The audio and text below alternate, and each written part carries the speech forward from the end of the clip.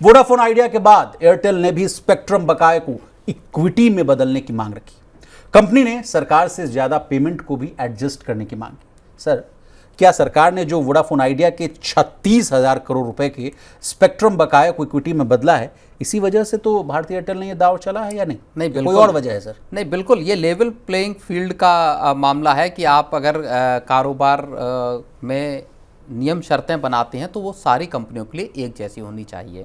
अभी 36,950 करोड़ रुपए की जो बकाया था सरकार का, उसको सरकार ने इक्विटी में कन्वर्ट कर दिया वोडाफोन आइडिया के 22.6% से उनकी हिस्सेदारी 49% के आसपास। और उस पर कल या परसों जो टेलीकॉम मिनिस्टर हैं ज्योतिरादित्य सिंधिया, उनका बड़ा बयान आया। उन्होंने कहा कि जितना हमने इक्विटी कन्वर्जन कर दिया उतना कर दिया, इसके आगे वोडाफोन आइडिया का कोई इक्विटी कन्वर्जन नहीं होगा, क्योंकि इसके बाद अगर करेंगे तो वोडाफोन आइडिया एक पीएसयू या सरकारी कंपनी बन जाएगी और उस तरह से कामकाज करने की ज़रूरत है नहीं। अब कंपनी को अपने बकाये को चुकाना होगा।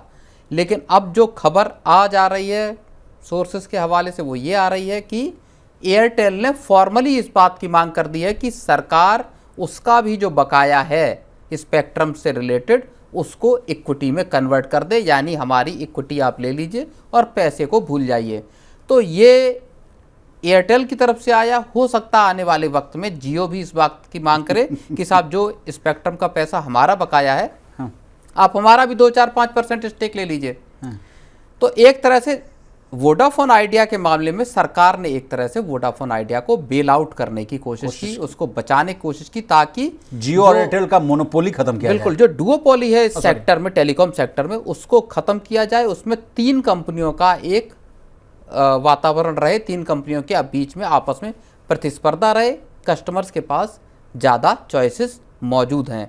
लेकिन ये फिर वही कहानी बताता है कि किस तरह से जो सरकारी ड्यूज़ हैं वो अब तक बकाया रहे। अब उनकी लायबिलिटीज़ को कंपनियां चाहती हैं कि आप हमारा उसको इक्विटी में कन्वर्जन करें। अच्छा, और क्या इस बात की कोई गारंटी है कि ये जो मामला है इक्विटी कन्वर्जन का, ये इस सेक्टर से निकलकर दूसरे सेक्टरों में नहीं जाएगा? जी, हर कोई कहने लगेगा। जिन कंपनियों के पास कर्ज हैं, सरकारी बैंकों के कर्ज हैं, या मान लीजिए दूसरे तरह की लायबिलिटीज हैं सरकार की, माइनिंग के से जुड़ी कंपनियां हो गई या बाकी, वो सब कल को सरकार के पास खड़े हो सकते हैं कि साहब एक काम करो, मेरा 10,000 करोड़ का बकाया है, इसको इक्विटी में कन्वर्ट कर दीजिए।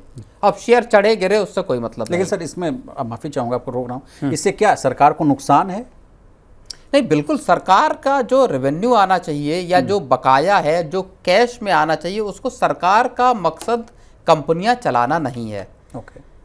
ये एक पॉलिसी लेवल का मामला था जो लंबे वक्त तक चला कि क्या सरकार को कारोबार में रहना चाहिए। सरकार का कामकाज कारोबार चलाना नहीं है, सरकार का कामकाज गवर्नेंस देना है, लोगों को सहूलियत मुहैया कराना है, ना कि सरकार का काम कोयला निकालना, कोयला बेचना या मान लो स्मार्टफोन बनाना। कल को सरकार अपना, जैसा चीन में होता है जी। चीन में ज़्यादातर कंपनियां, बड़ी कंपनियां, वो सब गवर्नमेंट ओन्ड हैं।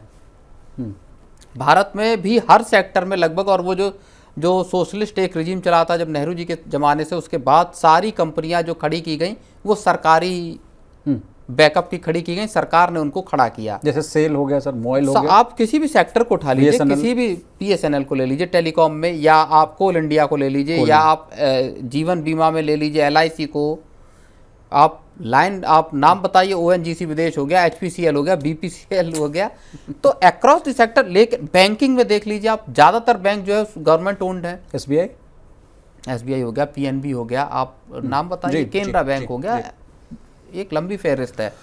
तो अब डर है सर कि ये कंपनियां ना कह दें कि भाई हमारे पास सरकारी बैंक से आने वाले वक्त में इस तरह की बातें आ सकती हैं।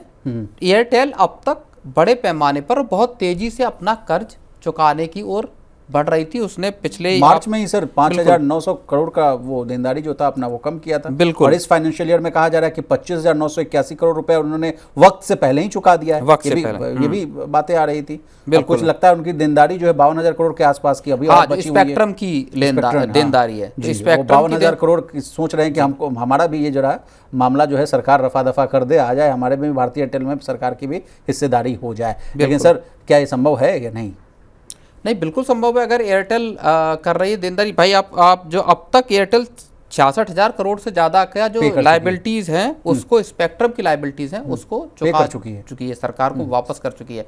लेकिन अब एयरटेल को भी ये बात समझ में आ रही है कि यार जब वोडाफोन आइडिया क्या बकाया सरकार इक्विटी में कन्वर्ट कर सकती है तो मेरा भी कर लो, मेरा भी कर लीजिए 2-4-5% अगर आप, क्योंकि टेलीकॉम सेक्टर एक हैवीली जो है कैपिटल इंटेंसिव सेक्टर है, भारी पैमाने पे पूंजी लगती है और एयरटेल बहुत मुश्किल से और बहुत स्ट्रेटेजिकली अपने कारोबार को चला रही है, उस वजह से खुद को टिकाए रख पाई है। नहीं तो 2014 के आसपास जब जियो लॉन्च हुई थी तब एयरटेल, वोडाफोन आइडिया और बाकी कंपनियों के सामने एग्जिस्टेंशियल क्राइसिस पैदा हो गई थी कि क्या अगले 5-6 साल में ये कंपनियां टिक पाएंगी वोडाफोन आइडिया जियो के सामने या नहीं। जीरो रुपए में आपको अनलिमिटेड टॉक टाइम, डेटा, सारा कुछ उसने दिया, लेकिन बाद में पूरा का पूरा जो मार्केट ड्रिवन हिसाब किताब है उसमें जियो को आना पड़ा। एक और प्रश्न है मेरा आपसे कि जो स्टारलिंक का जो बात कही जा रही है कि आने की बात की जा रही है, उसके साथ पार्टनरशिप की बात की जा रही है, जैसे अब जियो, एयरटेल, वोडाफोन आइडिया ने भी कहा है कि हम भी बातचीत कर रहे हैं, तो क्या ये मकसद भी तो नहीं है कि हमारा जो कर्ज वर्ज वाला है वो मामला रफा दफा कर दे, सरकार इक्विटी में रख दे, जो कुछ पैसा वैसा बचे तो उसको हम और R&D पर, न्यू इनोवेशन पर खर्च करें? बिल्कुल है, स्टारलिंक से भी इसका लिंक है सर? नहीं, स्टारलिंक से लिंक भी हो सकता है कि सेटकॉम के स्पेक्ट्रम क्या खरीदने के लिए अगर नीलामी सरकार करती है मान लीजिए तो वो पैसा देना पड़ेगा।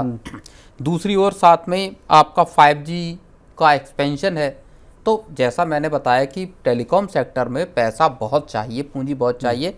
जियो के पास रिलायंस इंडस्ट्रीज से चूंकि की सब्सिडरी है, बैकअप है, बहुत सारा पैसा है रिलायंस इंडस्ट्रीज के पास, तो वो लगाने के लिए उनके पास स्कोप है। बाकी कंपनियां इतनी कैश रिच या इतनी डीप पॉकेट कंपनियां नहीं हैं जो कि टेलीकॉम सेक्टर में इतना भारी निवेश कर पाएं। जी।